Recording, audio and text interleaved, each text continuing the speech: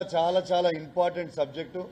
దయచేసి electronic media, print media నిన్న TSPC వాళ్ళు ఇచ్చిన కౌంటర్కి నేను మొన్న హైదరాబాద్లో మాట్లాడి చేసిన గ్రూప్ 1 ఎగ్జామ్కి అతిపెద్ద కుంభకోణం ఈ రాష్ట్రంలో జరిగింది. వందలాది కోట్ల రూపాయలు చేతులు మారినాయని మొన్న నేను చెప్పింది. నిన్న వాళ్ళు రిప్లై ఇచ్చిర్రు. ఆ రిప్లై మీద నేను మాట్లాడదలుచుకున్నా. ఖచ్చితంగా అడ్డంగా దొరికిపోయారు. తెలంగాణ రాష్ట్రంలో ఉన్న ప్రతి యువత దీన్ని గమనించాలి అని నేను విజ్ఞప్తి చేస్తా ఉన్నాను. ఇలా సూటిగా నిన్న ప్రశ్న అడిగినాం. ఇలా వాళ్ళ వెబ్ నుంచి రిలీజ్ చేసిన డేటా 21,093 మంది ఎగ్జామ్ రాస్తే ఉర్దూ మీడియం 21,103 మంది రిజల్ట్ ఎట్లా ఇచ్చిర్రు అని మేము అడిగినాం. దాని గురించి మీరు ఎందుకు మీ రిప్లైలో రాయలేదు, ఇది జవాబు చెప్పాలి. ఇలా తత్తిమే అన్ని రాసిర్రు. మరి దీని మీద ఈ 10 మంది ఎక్స్ట్రా వచ్చిర్రు, ఎక్కడి నుంచి వచ్చిర్రు అని నేను అడిగినా. మరి ఆ 10 మంది ఎక్స్ట్రా రిజల్ట్ని వీళ్ళు తయారు చేసిర్రా అని చెప్పి నేను అడుగుతా ఉన్నాను. ఇలా జవాబు చెప్పలేదు. ఖచ్చితంగా ఇది ఒక పెద్ద స్కామ్ అని చెప్తా ఉన్నాను. ఎగ్జామ్ రాసిన నంబర్ కంటే ఎవరైనా ఎక్కువ రిజల్ట్ ఇస్తారండి? 101% ఇది ఒక పెద్ద స్కామ్ అని మీ అందరికి కూడా తెలియజేస్తా ఉన్నాను. దీని తర్వాత ఉర్దూ మీడియంలో వీళ్ళు చెప్తారు. ఉర్దూ మీడియంలో వీళ్ళే స్వయంగా మార్చి 13, 20, 27, 25 తారీఖున ఉర్దూ మీడియం సంబంధించిన వాళ్ళు 9 మంది ఎగ్జామ్ రాసిర్రు అని చెప్పిండ్రు. మళ్ళా నిన్న ప్రెస్ నోట్ల 15/4/2025 ఈ ప్రెస్ నోట్ల 10 మంది రాసిర్రు అని చెప్పిండు. ఈ ఒక్కరు మళ్ళీ ఎక్కడి నుంచి ఎక్కువ అయినరు? ఇది మొత్తము తెలంగాణ యువతకి మీరు జవాబు చెప్పాల్సిన అవసరం ఉంది. ఇది అఫీషియల్గా వాళ్ళ వెబ్ నోట్ మాత్రమే, మేమేం కొత్తగా తయారు చేసింది కాదు. మార్చి 13/4/2025 నాన్న 9 మంది ఉర్దూ ఎగ్జామ్ రాసిర్రు అని చెప్పిండ్రు. 15/4/2025న 10 మంది రాసిండ్రు అని చెప్పిండ్రు. మరి ఆ ఒక్కరు ఎక్కడి నుంచి పెరిగిన అనేది ఖచ్చితంగా వాళ్ళు జవాబు చెప్పాల్సిన అవసరం ఉన్నది. దీంతోపాటు హాల్ టికెట్ నంబర్లు వీళ్ళు చేంజ్ చేశారు. అసలు హాల్ టికెట్ నంబర్ అనేది ప్రిలిమ్స్కి ఏ ఎగ్జామ్ హాల్ టికెట్ నంబర్ రాసినా same hall ticket number mains రాసేటప్పుడు కూడా సేమ్ అదే హాల్ టికెట్ నంబర్ ఉంటుంది. మరి నేను అడుగుతుంది ఏంటంటే ఈ మొన్న అయిన ఎగ్జామ్లో యూపీఎస్సీ తరాన మేము నిర్వహిస్తున్నాం ఎగ్జామ్ అని చెప్పినప్పుడు యూపీఎస్సీలో ప్రిలిమ్స్లో ఒక హాల్ టికెట్ నంబర్, మెయిన్స్లో ఒక హాల్ టికెట్ నంబర్ ఉండదు, సేమ్ హాల్ టికెట్ నంబర్ ఉంటుంది. మరి మీరు ఎందుకు చేంజ్ చేయాల్సి వచ్చింది? ఇలా యూపీఎస్సీలో ఎట్లుంటుంది? ఇలా ఎగ్జాము కర్ణాటకలో ప్రిలిమ్స్ రాసిన మళ్ళీ మెయిన్స్కి క్వాలిఫై అయితే అది పోయి ఢిల్లీలో కూడా రాయొచ్చు. మళ్ళీ అట్లాంటిది మీరు ఎందుకు చేంజ్ చేయాల్సి వచ్చింది? దేనికోసం మీరు చేంజ్ చేసిర్రు? ఖచ్చితంగా దీనికి మీరు జవాబు చెప్పాల్సిన అవసరం ఉన్నది. ఈ చేంజ్ చేసిర్రు ఎందుకనంటే మా కమిషన్ పరిధిలో ఉంది, మేము చేంజ్ చేసినామని రిప్లై ఇచ్చారు. కరెక్టే చెప్పిర్రు. మీ కమిషన్ పరిధిలో మీరు అన్ని కమిషన్లు తీసుకొని చేంజ్ చేసిర్రు. ఇలా ఎవరు కమిషన్లు తీసుకొని రిజల్ట్లు ఇచ్చిర్రు? ఇది ఎంతవరకు కరెక్ట్ అని చెప్పి నేను అడుగుతా ఉన్నాను. 101% దీనికి మీరు జవాబు చెప్పాల్సిన అవసరం ఉంది. ఇంకోటి ఏం చెప్పిర్రు?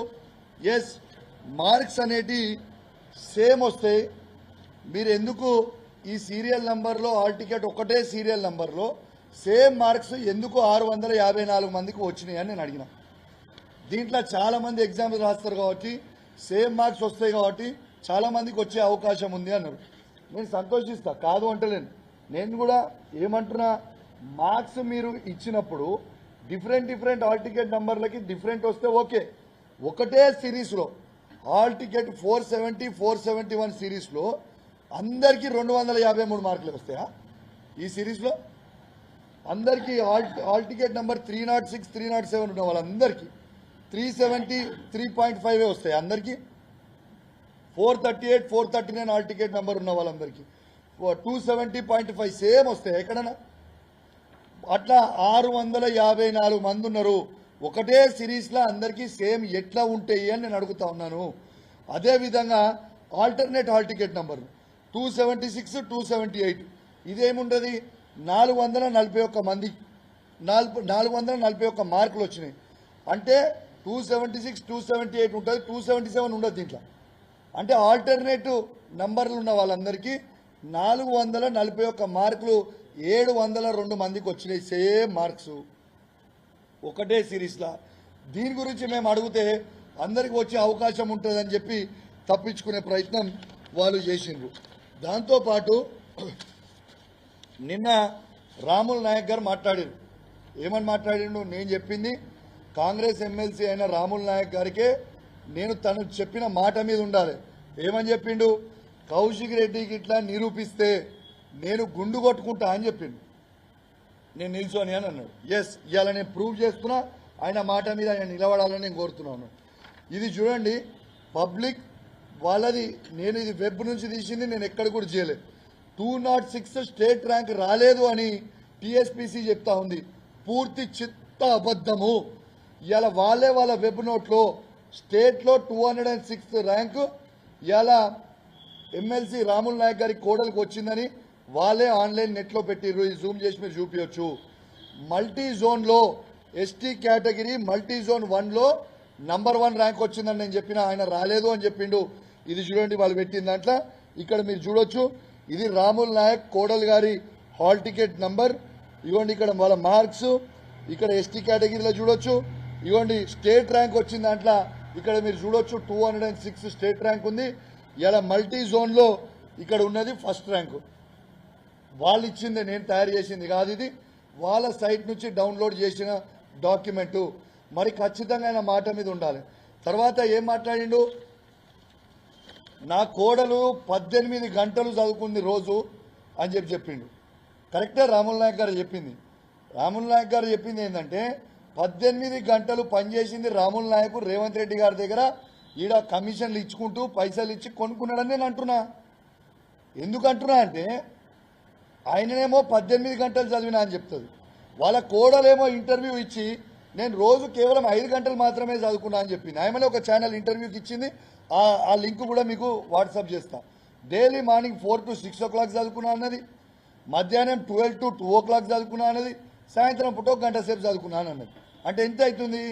వాళ్ళ కోడలేమో 5 గంటలు చదివినని చెప్తాడు, మామేమో ప్రెస్ ముంగడికి వచ్చి 18 గంటలు చదివినని చెప్తుంది. మరి ఎవరు చెప్పింది నిజం? మామ చెప్పింది నిజమా లేకుంటే కోడలు చెప్పింది నిజమా? దీనికి జవాబు చెప్పాలి కదా. నేను అడిగిన దానికి ఖచ్చితంగా జవాబు చెప్పాలి. తర్వాత ఏమన్నాడు? మీ తెలంగాణ భవన్లో మీరు ఎగ్జామ్ పెట్టర్రి, నా కోడలు వచ్చి రాస్తుంది, నాకు మార్క్స్ వస్తాయని అంటుంది. అయ్యా రాముల్ నాయక్ గారు, మీరు కోటి ఉమెన్స్ కాలేజ్ని ఆల్రెడీ 18 సెంటర్ 19 సెంటర్లో మీరు రాసిన ఎగ్జాము, మీ కోడలకు ఎగ్జామ్ పేపరు గాంధీ భవన్ నుంచి వచ్చింది, ముందే రాసింది ఆడ. పాపం వేరేళ్ళకేమో అక్కడి నుంచి వచ్చింది. మళ్ళీ కొత్తగా రాసేది ఏముంది బ్రదర్? ఇలా ఆల్రెడీ 101% దీని మీద ఎంక్వైరీ జరగాలి. ఖచ్చితంగా జవాబు చెప్పాల్సిన అవసరం ఉన్నది. పబ్లిక్ మొత్తం ఎదురు చూస్తూ ఉన్నారు. చాలా మంది విద్యార్థులు చదువుకున్నారు. ఇంకొకటి సిల్లీ ఆన్సర్, సిల్లీ అంటే మోస్ట్ సిల్లీ ఆన్సర్ చెప్తా మీకు, మీరు ఇప్పుడు చెప్తే షాక్ అవుతారు. కోటి ఉమెన్స్ కాలేజ్లో మీరు ఎగ్జామ్ రాసినప్పుడు ఓన్లీ మహిళలను ఎందుకు పెట్టిరు, పురుషులను ఎందుకు పెట్టలే? ఆడ ఓన్లీ అమ్మాయిలు ఎందుకు రాసిరు, అబ్బాయిలు ఎందుకు రాయలే ఆ సెంటర్లో అని అడిగిన. 25 సెంటర్లలోనూ అన్ని సెంటర్లలోనూ అమ్మాయిలు రాస్తారు, అబ్బాయిలు రాస్తారు. ఈ ఒక్క సెంటర్లో మాత్రం ఉట్టి అమ్మాయిలే రాస్తారు. ఎందుకు రాసిరు అట్లా? అలా ఏం తప్పు లేకపోతే 1497 మంది రాస్తే 74 మంది అలా సెలెక్ట్ అయింది. ఇంకా తతిమ 25 సెంటర్ల 10,135 మంది రాస్తే అలా కేవలం 69 మంది మాత్రమే సెలెక్ట్ అయ్యారు. ఈ సెంటర్లో పక్కా స్కామ్ జరిగింది అనేది నా ఆరోపణ. అయితే అది స్కామ్ జరిగిందని చెప్పడానికి వాళ్ళు నిన్న రిజల్ట్ ఏమని చెప్తారు తెలుసా? పెద్ద జోకు. అందులో ఓన్లీ ఉమెన్స్ ఎందుకు పెట్టినామంటే వాళ్ళ అబ్బాయిలకి బాత్రూమ్లు లేవు కాబట్టి ఓన్లీ ఉమెన్స్ పెట్టిరట. దీనికంటే జోక్ ఏమని ఉంటుందండి? అయితే నేను అడుగుతున్నా, మరి ఇప్పుడు వాళ్ళు టీఎస్పీసీ వాళ్ళని ప్రశ్న నేను అడుగుతున్నా. ఇవాళ మీరు జవాబు చెప్పాల్సిన అవసరం ఉంది. ఇవాళ బీవీఆర్ఐటి ఉమెన్స్ కాలేజ్లో మరి అక్కడ అబ్బాయిలు అమ్మాయిలు ఇద్దరు రాసిరు కదా. మరి నారాయణమ్మ ఇంజనీరింగ్ కాలేజ్ ఫర్ ఉమెన్లో అబ్బాయిలు అమ్మాయిలు ఇద్దరు రాసిరు కదా. మరి government degree college for women బేగంపేటలో అమ్మాయిలు అబ్బాయిలు ఇద్దరు రాసిరు కదా. ఇవాళ centre code number 5 government college for women Begumpet చెప్పిన మేఘ్నా ఉమెన్స్ డిగ్రీ కాలేజ్ ఇలా ఆడ కూడా అమ్మాయిల అబ్బాయిలు రాసిరు కదా మరి మరి ఇందిరా ప్రియదర్శిని డిగ్రీ కాలేజ్ ఆడ అమ్మాయిల అబ్బాయిలు రాసిరు కదా మరి మరి ఇవన్నీ ఇక్కడ లేని ప్రాబ్లంలు ఆ ఒక్క సెంటర్లోనే అబ్బాయిలకి బాత్రూమ్లు ఉండవు. గిదా మీరు చెప్పే జవాబు? కొంచెమన్నా జవాబు చెప్పేటప్పుడు కొంచెమన్నా ఆలోచన ఉండాలి. అసలు నేను అడుగుతున్నా, అసలు మార్క్స్ లిస్ట్ మీరు పెట్టినప్పుడు మీరు నోటిఫికేషన్లో ఏమని ఇచ్చిర్రు? మీరు provisional marks list PML marks list మీరు ఫస్ట్ ఇచ్చే మార్క్ లిస్టుని ముందు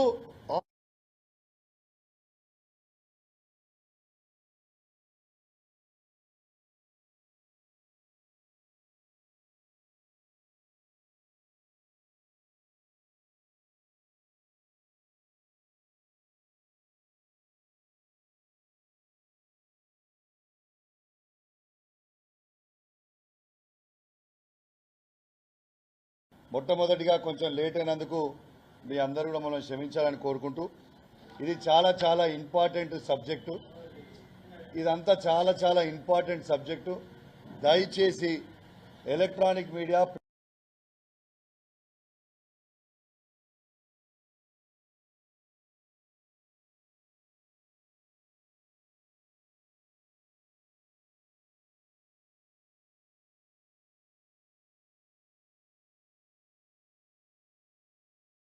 చేసిన తర్వాతనే రీకౌంటింగ్కి మీరు పైసలు కట్టాలి అని వాళ్ళ దాంట్లో ఇచ్చిండ్రు. మరి మీరు లిస్టు పెట్టకుండా తర్వాత రీకౌంటింగ్ పెట్టుకొని అది రీకౌంటింగ్ పెట్టుకున్న వాళ్ళకి మాత్రం రీకౌంటింగ్ చేసి ఆ లిస్టులు పెట్టేసి మేము పెట్టేసినాము మేము చేయలేదంటారు. నిన్న ఒక అమ్మాయిది ఆ అమ్మాయి పేరు నేను చెప్తే ఆ అమ్మాయిని ఇబ్బంది పెట్టి ఆ అమ్మాయిని మీద కేసులు పెట్టే ప్రయత్నం చేస్తూ ఉన్నారు. నిన్న చేశారు. నేను దాని కూడా జవాబు చెప్తా ఉన్నాను. ఇది క్లియర్గా ఆ అమ్మాయిది మార్కులు చూడొచ్చు మీరు. 4 ఇవి రెండు ఉన్నాయి. ఈ 2 మార్కులు మీరు క్యాలిక్యులేట్ చేసుకోవచ్చు. 483 మార్కులు ఈ అమ్మాయికి వస్తాయి.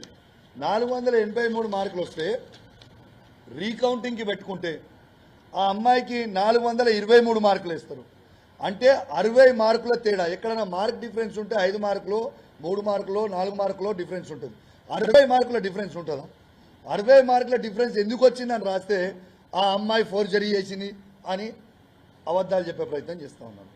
ఆ అమ్మాయి ఫోర్జరీ చేస్తారా అంటే ఎవరైనా గ్రూప్ 1 ఎగ్జామ్ రాసిన వాళ్ళు అలా హాల్ టికెట్ వచ్చిన వాళ్ళు ఎవరైనా ఫోర్జరీ చేస్తారా?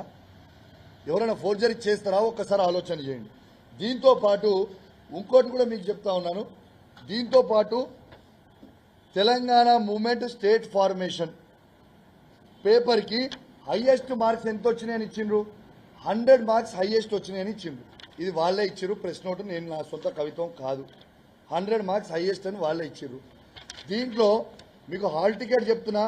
Hall ticket number 2409200176 hall ticket నంబర్కి ఇదే marks Telangana movement state formation marks ఇదే టీఎస్పీసీ ఆయనకి పంపిన మార్క్స్ 122 మార్కులని ఆయనకు పంపిర్రు. ఆయన గవర్నమెంట్ ఎంప్లాయీ కాబట్టి ఇప్పుడు భయపెట్టిస్తుర్రు.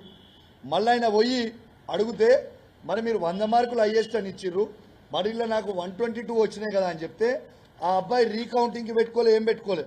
ఆయన పిలిచి బెదిరించి ఆయనకి టోటల్ మార్క్స్ 330 వస్తే దాన్ని 188కి కుదించేసారు. అసలు ఆయన రీకౌంటింగ్ ఏది పెట్టుకోలే.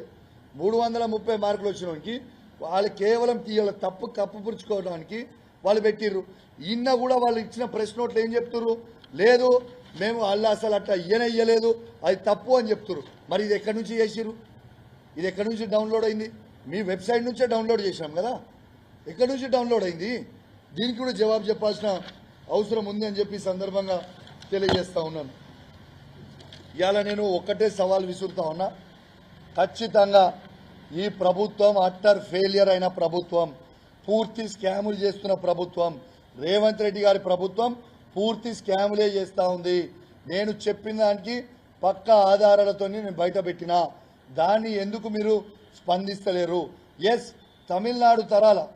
తమిళనాడులో డిసెంబర్ 3, 2021 నాడున గ్రూప్ 4 ఎగ్జామ్ అయింది. ఆడ 2 సెంటర్లల్లో 40 మందికి వస్తే దాని మీద సిబిసిఐడి ఎంక్వైరీ తమిళనాడు గవర్నమెంట్ వేస్తే గ్రూప్ 4 ఎగ్జామ్ని క్యాన్సిల్ చేసిర్రు.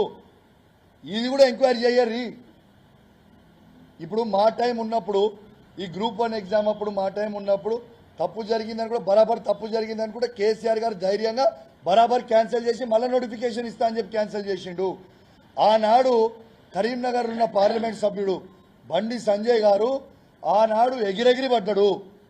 ఇవాళ బండి సంజయ్ గారు ఈ భారతదేశానికి హోమ్ మినిస్టర్ తనే.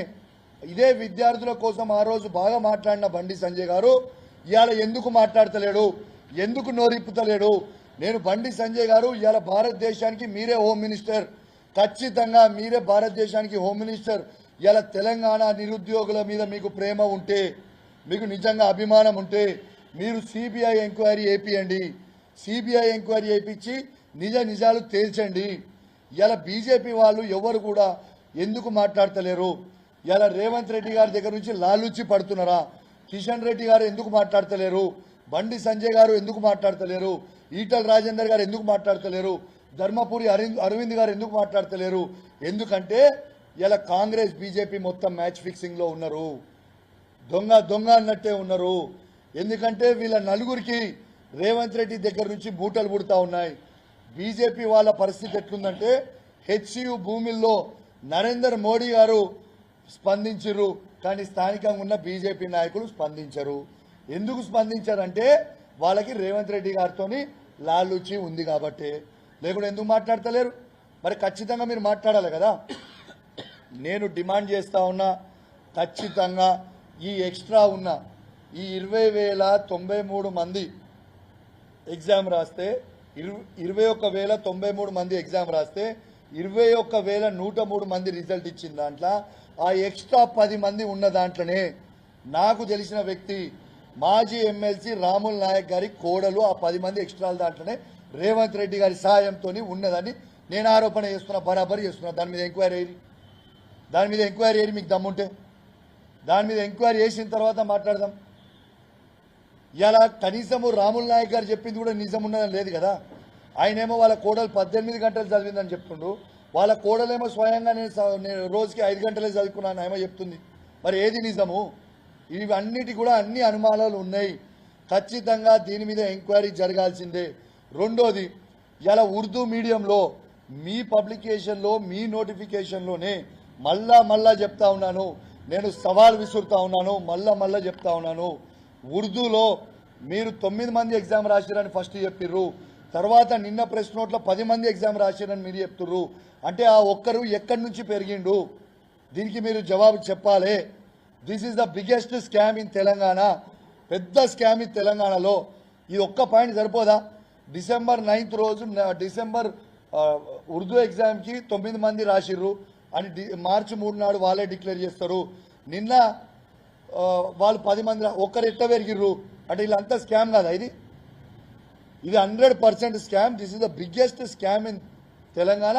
100% దీన్ని రద్దు చేయాలి, మళ్ళీ ఎంక్వైరీ చేయాలి. దీని మీద ఖచ్చితంగా జ్యుడిషియరీ ఎంక్వైరీ జరగాలి, సిబిఐ ఎంక్వైరీ. సరే, దీని మీద ఎవ్వరికి ఏమీ అనుమానాలు లేవు. చలో మీరు జ్యుడిషియరీ ఎంక్వైరీ చేసి సిబిఐ ఎంక్వైరీ చేసి రిజల్ట్ హోల్డ్లో పెట్టి ఓ 1 month ఎంక్వైరీ చేసి క్లోజ్ చేయరాదు, దాన్ని ఆపి క్లోజ్ చేయండి. తర్వాత ఇవాళ సర్టిఫికేట్స్ తీసుకురావడానికి ఈ 563 మందికి 1:1 ఎందుకు పిలిచిర్రు? 1:1 ఎందుకు పిలిచిర్రు? మొన్న గ్రూప్ 4 ఎగ్జామ్స్ గ్రూప్ 4 పోయిన వాళ్ళకి 1:3 ఇదే టీఎస్పీసీ వాళ్ళు పిలిచిరు కదా. మరి గ్రూప్ 1 అంటే చాలా, గ్రూప్ 4 ఎక్కడ, గ్రూప్ 1 ఎక్కడ? మరి గ్రూప్ 1 దాంట్లో ఎందుకు 1:1 పిలిచిర్రు? ఎందుకంటే వీళ్ళు ఇంత తొందరపడ్డాము, ఎందుకంటే వీళ్ళు లాలూచి పడ్డరు, కోట్లాది రూపాయలు చేతులు మారినాయి, కోట్లాది రూపాయలు దండుకున్నారు. అంత పెద్ద స్కామ్.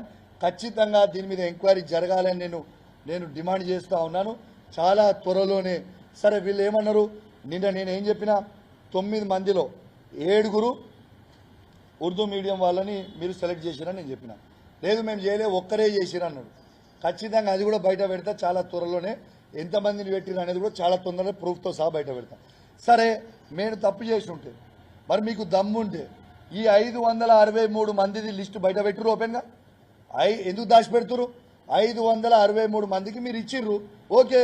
వాళ్ళకు వచ్చినప్పుడు లిస్టు పేర్లతో సహా, వాళ్ళ హాల్ టికెట్ నంబరు పేర్లతో సహా బయట పెట్టుర్రి మీరు. నేను తప్పు చేసినా అని చెప్తున్నారు, నేను తప్పు ఆరోపణలు చేసినా అంటున్నారు. మీరు తప్పు ఆరోపణలు చేసింటే బయట పెట్టురు list.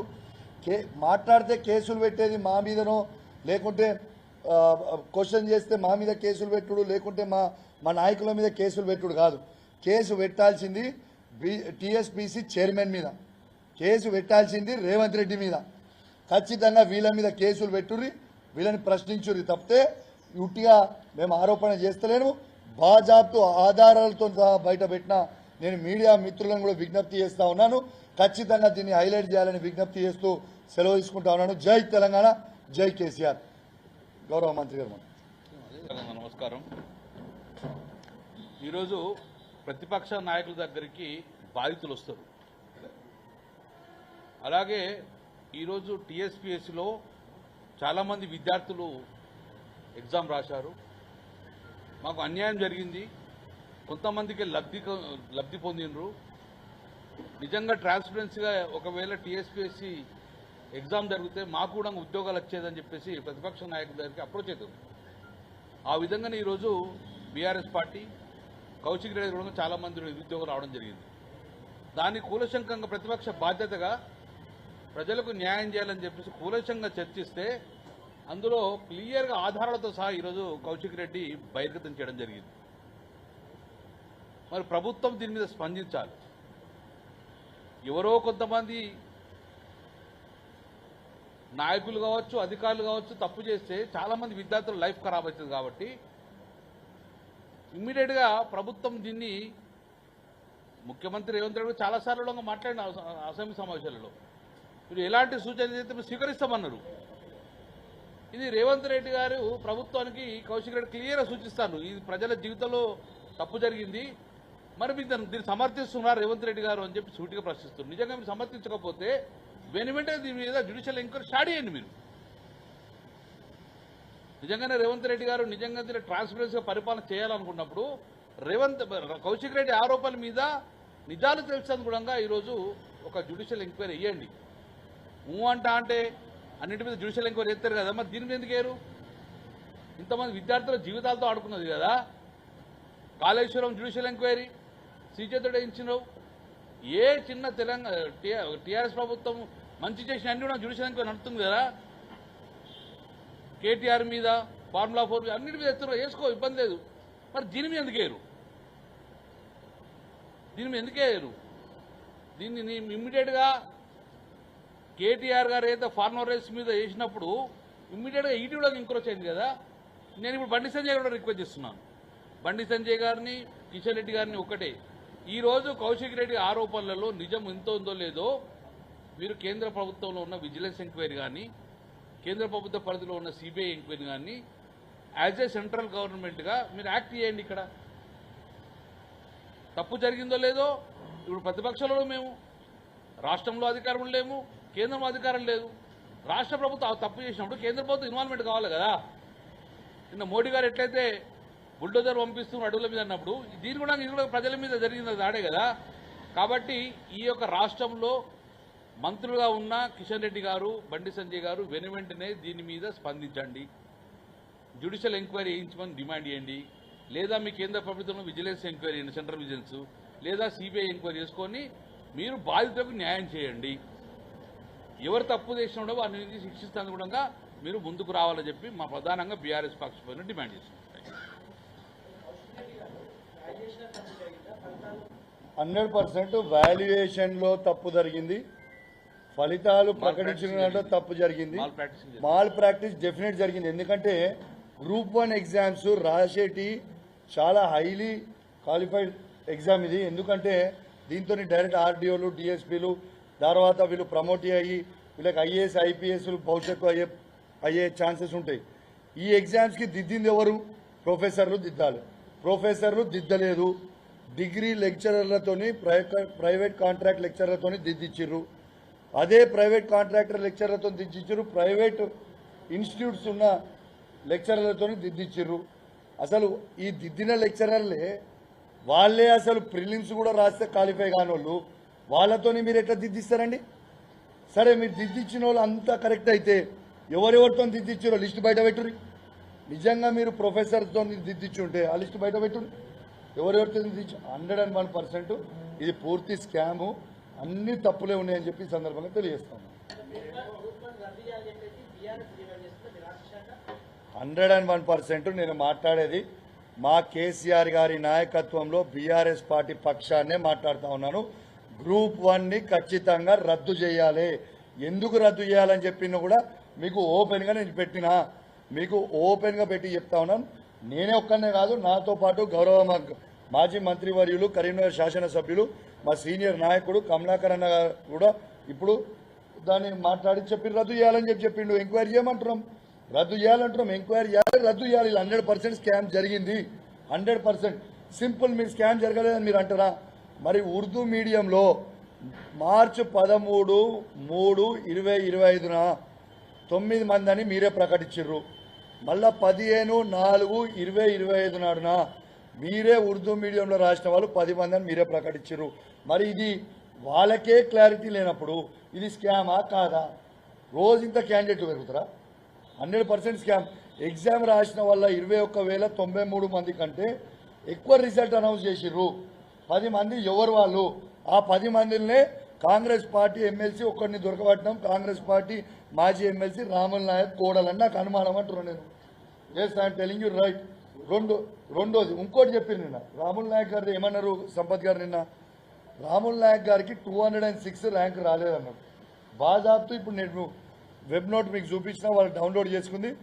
Gender state ర్యాంక్లో 206 rank రాముల్ Naik కోడలికి వచ్చింది. మల్టీ జోన్ 1లో ఫస్ట్ ర్యాంక్ వచ్చింది. అది రాలేదు అని అబద్ధాలు నిన్న ప్రెస్ నోట్ పెట్టిందంటే ఇది రెడ్ హ్యాండెడ్గా దొరికింది. ఇలా అన్ని తప్పు తడకలే ఉన్నాయి. Thank you.